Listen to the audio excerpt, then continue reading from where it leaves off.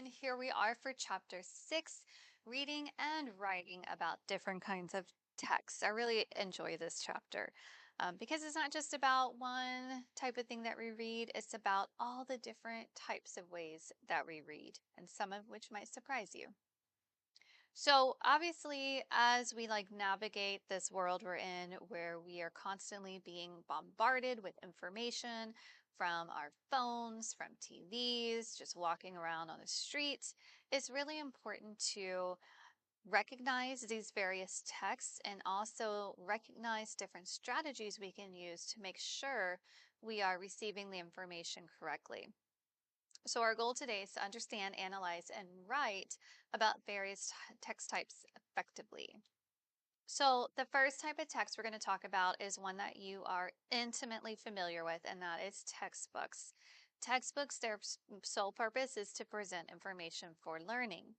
Some of the key features to look for are the chapter titles, which are usually bold, and as you can see in this example, a different color. Look for images, graphics, tables, anything that is not necessarily like the straight paragraph of words. Just skim that to kind of give you a little information. So here, just skimming it, I can see I'm going to learn about energy and the environment. I see some windmills there, so I'm probably going to learn about different types of energy. And then I can see President Obama's climate action plan there. I can see some of the goals behind why maybe there's windmills. So I'm kind of making connections here. The next one are news articles, online and print. It's pretty rare nowadays for people to pick up an actual newspaper, even though if you get a chance, I highly recommend it. But we normally get our news online, and this could be through our local website like KHOU or ABC 13. It could be through CNN or Fox News, just whatever you get your information from, as long as it's an authoritative source, right? And the purpose of these news articles is to inform us about current events. And also, there's some features there that may be like op-eds, which are opinion editorials. So we just got to make sure that what we're looking at is an actual news article and not an op-ed. One thing to look for when you glance at an article is the title and any subheadings. News articles are generally going to have like a large title. They're going to have a picture associated with it so you can kind of get an idea of what this article is about. Then you can kind of skim the first sentence or even the first paragraph to kind of get an idea, an even better idea. Okay, this particular news article, it's showing a flooded school, and so we're going to learn about what happened and what they're doing to help it. So online challenges, when we're looking at articles online, we have to make sure we're not being distracted by other things, right? So I always use like a pop-up blocker to help because some websites it's just like bombarding you with pop-ups, right?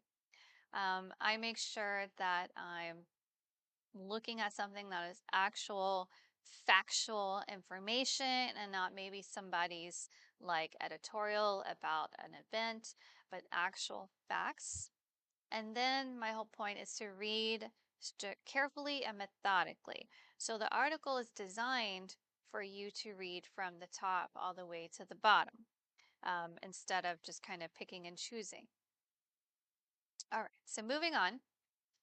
Business documents, that could be emails, it could be memos, it could be reports. You may not have too much experience with this yet, or you may have a ton of experience with this yet. But as you can see, an official memo or an email is going to be addressed to somebody. The subject line needs to be relevant. So if you send an email to somebody, the subject line should be relevant to what you're talking about. And so here we have update on delivery policies. So I know, okay, this is something I probably need to click on right away versus if it just had deliveries.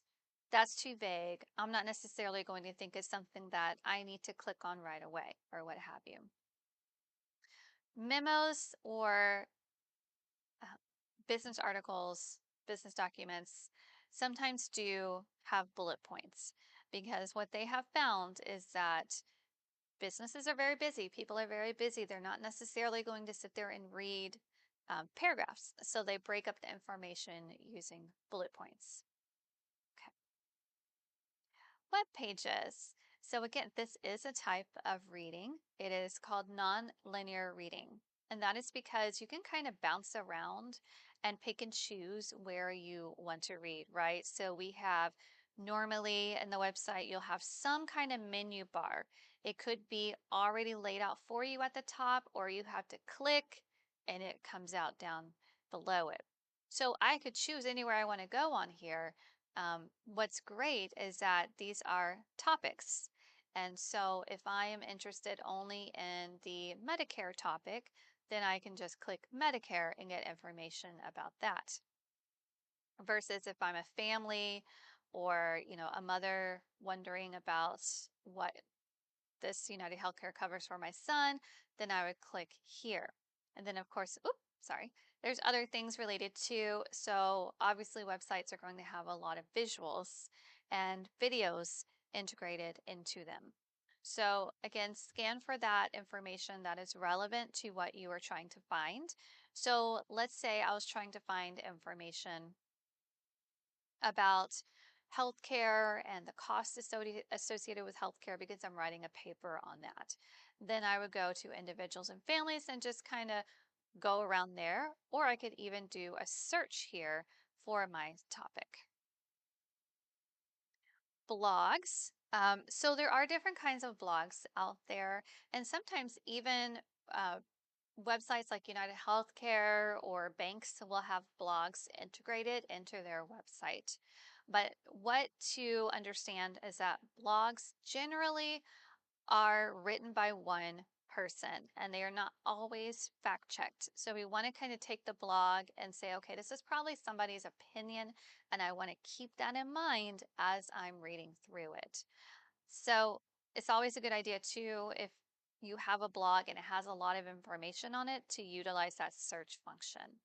And again, just kind of think about who's the author, what is their purpose, how authoritative are they on this subject before you take in the information and use it in a report or what have you. So visual texts. Visual texts are still text. We are still reading them. I liken it to graphic novels, which are like comic books but in a novel format. There is still reading going on. Of course, there's words, but there's also the visual literacy component of it, where you have to take a visual and interpret it critically. So for instance, here, this is a graph. So I would have to look at the graph and understand what is it that these bars mean? What do the colors mean? And all of that is analyzing it critically. I have to think about what is my target audience for this particular graphic, who is giving me the graphic. That's really important too, right? Because anybody can make a graphic and make it look good to support their point, but you have to say, are they an authoritative source on this subject? And then any kind of use of images, color, and space, right? So active reading strategies for all these types of text is to kind of preview the text features, understand the purpose of what you're reading, ask questions while you're reading, very similar to chapter 5 with reading critically. Make connections to your prior knowledge, summarize any key points, and evaluate the content critically. So again, if you're starting to look around for information on your essay topic, think about, once you hit on something, think about who is writing it, why they're writing it, and when they're writing it too, because we want up-to-date information. So when we're writing about different kinds of texts, we want to understand how the information is presented, and then we're going to use evidence from that news article, that graph, whatever it is, to support our own ideas. And through all that, it's all connected, all that critical thinking, right? We're saying, okay, I believe cell phones should not be used in class. I have a beautiful graphic here, and I want to integrate knowledge from that graphic into my point. So I'm having to analyze all of that and then synthesize or bring it together. And that's it for chapter 6. See you on the next one.